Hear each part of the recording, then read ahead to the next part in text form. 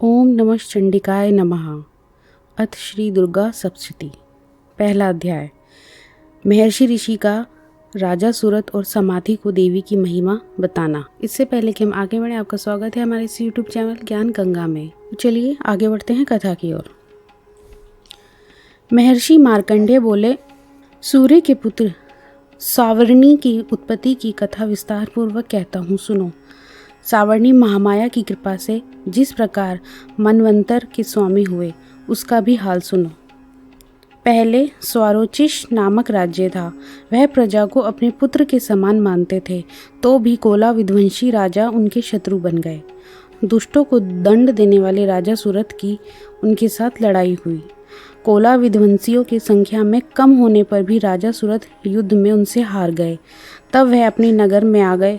केवल अपने देश का राज्य ही उनके पास रह गया और वह उसी देश के राजा होकर राज्य करने लगे। किंतु उनके शत्रुओं ने उन पर वहां आक्रमण किया। राजा को बलहीन देखकर उसके दुष्ट मंत्रियों ने राजा की सेना और खजाना अपने अधिकार में कर लिया। राजा सूरत अपने राज्य अधिकार को हार कर शिकार खेलने के बहाने घोड़े पर सवार होकर वहां से एक भयंकर वन की ओर चले गए।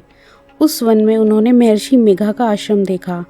वहां मेघा महर्षि अपने शिष्यों तथा मुनियों से सुशोभित बैठे हुए थे और वहां कितने ही हिंसक जीव परम शांति भाव से रहते थे। राजा सूरत ने महर्षि मेघा को प्रणाम किया और महर्षि ने भी उनका उचित सत्कार किया। राजा सूरत महर्षि के आश्रम में कुछ समय तक ठहरे। अपने नगर की ममता के आकर्षण से राजा अपने मन में सोचने लगे, पूर्व काल में पूर्वजों ने जिस नगर का पालन किया था वह आज मेरे हाथ से निकल गया।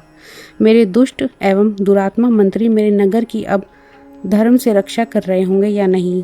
मेरा प्रधान हाथी, जो कि सदा अमद की वर्षा करने वाला और शूरवीर था, मेरे वैरियों के वश में होकर न जाने क्या दुख भोग रहा होगा। मेरे आज्ञाकारी नौकर, जो मेरी कृपा से धन और भोजन पाने से सदैव सुखी रहते थे और मेरे पीछे पीछे चलते थे, वह अब निश्चय ही दुष्ट राजाओं का अनुसरण करते होंगे तथा मेरे दुष्ट एवं दुरात्मा मंत्रियों द्वारा व्यर्थ ही धन को व्यय करने से संचित किया हुआ मेरा खजाना एक दिन अवश्य खाली हो जाएगा। इस प्रकार की बहुत सी बातें सोचता हुआ राजा निरंतर दुखी रहने लगा। एक दिन राजा सूरत ने महर्षि मेघा के आश्रम के निकट एक वैश्य को देखा। राजा ने उनसे पूछा, भाई तुम कौन हो? यहाँ तुम्हारे आने का क्या कारण है? और तुम मुझे शोकग्रस्त अनमने से दिखाई देते हो, इसका क्या कारण है? राजा की यह नम्र वचन सुन वैश्य ने महाराज सूरत को प्रणाम करके कहा। वैश्य बोला, राजन, मेरा नाम समाधि है। मैं धनियों के कुल में उत्पन्न एक वैश्य हूँ। मेरे दुष्ट स्त्री पुत्रादिकों ने लोभ से मेरा सब धन छीन लिया है और मुझे घर से निकाल दिया है। मैं इस तरह से दुखी होकर इस वन में चला आया हूँ और यहाँ रहता हुआ हूँ। मैं इस बात को भी नहीं जानता कि अब घर में इस समय कुशल है या नहीं। यहाँ मैं अपने परिवार का आचरण संबंधी कोई समाचार भी नहीं पा सकता कि वह घर में इस समय कुशल पूर्वक है या नहीं। मैं अपने पुत्रों के संबंध में यह भी नहीं जानता कि वह सदाचारी है या दुराचार में फंसे हुए हैं। राजा बोले, जिस धन के लोभी स्त्री पुत्रों ने तुम्हें घर से निकाल दिया है, फिर भी तुम्हारा चित्त उनसे क्यों प्रेम करता है? वैश्य ने कहा, मेरा विषय में आपका ऐसा कहना ठीक है, किंतु मेरा मन इतना कठोर नहीं है। यद्यपि उन्होंने धन के लोभ में पड़कर पितृ स्नेह को त्याग कर मुझे घर से निकाल दिया है, तो भी मेरे मन में उनके लिए कठोरता नहीं आती। हे महामते, मेरा मन फिर भी उनमें क्यों फंस रहा है? इस बात को जानता हुआ भी मैं अनजान रह गया हूँ। मेरा चित्त उनके लिए दुखी है। मैं उनके लिए लंबी लंबी सांसें ले रहा हूँ। उन लोगों में प्रेम का नाम ही नहीं है और भी ऐसे निस्नेहियों के लिए मेरा हृदय कठोर नहीं होता। महर्षि मार्कंडेय जी ने कहा, हे ब्राह्मण। इसके पश्चात महाराज सूरत और वैश्य दोनों महर्षि मेघा के समीप गए और उनके साथ यथा योग्य न्याय संभाषण करके दोनों ने वार्ता आरंभ की। राजा बोले, हे भगवान, मैं आपसे एक बात पूछना चाहता हूँ, सो आप कृपा करके मुझे बताइए। मेरा मन अधीन नहीं है, इससे मैं बहुत दुखी हूँ। राज्य धनादि की चिंता अभी तक मुझे बनी हुई है और मेरा यह ममता ज्ञानियों की तरह बढ़ती जा रही है। और यह समाधि नामक वैश्य भी अपने घर से अपमानित होकर आया है। इसके स्वजनों ने भी इसे त्याग दिया है। स्वजनों से त्याग हुआ भी इनसे हार्दिक प्रेम रखता है। इस तरह हम दोनों दुखी ही हैं। हे महाभाग, उन लोगों के अवगुणों को देखकर भी हम दोनों के मन में उनके लिए ममता जनित आकर्षण उत्पन्न हो रहा है। हमारे ज्ञान रहते हुए भी ऐसा क्यों है? अज्ञानी मनुष्यों की तरह हम दोनों ने यह मूर्खता क्यों है? महर्षि मेघा ने कहा, विषम मार्ग का ज्ञान सब कुछ जंतुओं को है।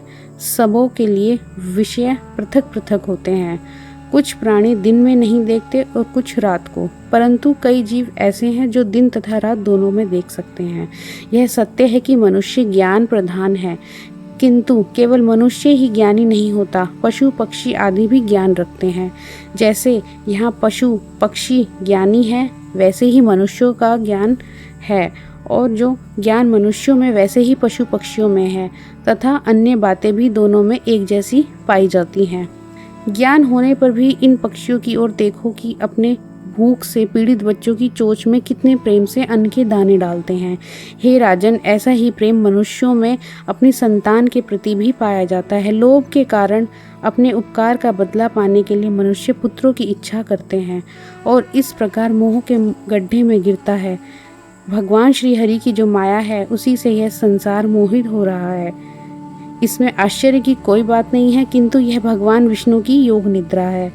यह माया ही तो है जिसके कारण संसार मोह में जकड़ा हुआ है। यही महामाया भगवती देवी ज्ञानियों के चित्त को बलपूर्वक खींचकर मोह में डाल देती है और उसी के द्वारा संपूर्ण जगत की उत्पत्ति होती है। यही भगवती देवी के प्रसन्न होकर मनुष्य को मुक्ति प्रदान करती है। यही संसार के बंधन का कारण है तथा संपूर्ण ईश्वरों को भी स्वामीन है। महाराज सुरत ने पूछा, भगवान वह देवी कौन सी है जिसको आप महामाया कहते हैं? हे ब्राह्मण, वह कैसे उत्पन्न हुई और उसका कार्य क्या है? उसके चरित्र में कौन कौन से प्रभु?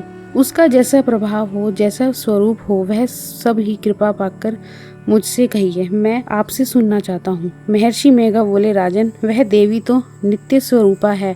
उसके द्वारा यह संसार रचा गया है, तब भी उसकी उत्पत्ति अनेक प्रकार से होती है।